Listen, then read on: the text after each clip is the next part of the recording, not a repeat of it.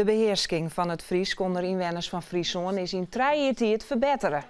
Als je zoekt naar het aantal mensen dat het niet om mij die het en die zei dat ze goed Fries begrijpen kunnen, dan zitten die percentages in de 80%.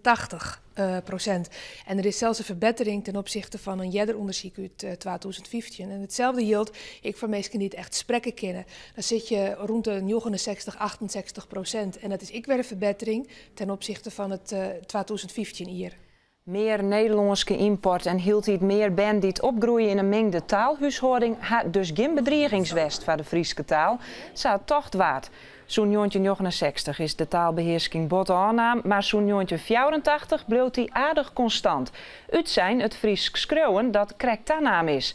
Dat zou komen kennen toch dat het Fries ek gebruikt wordt voor bigleaks, sms en WhatsApp.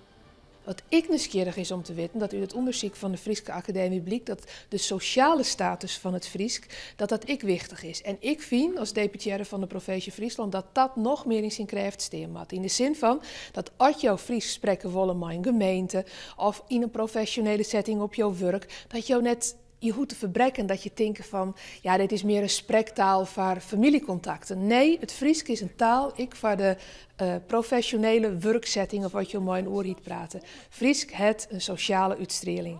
Friesk schreeuwen met een vast plak krijgen in basis- en hoger onderwijs, menen de onderzoekers.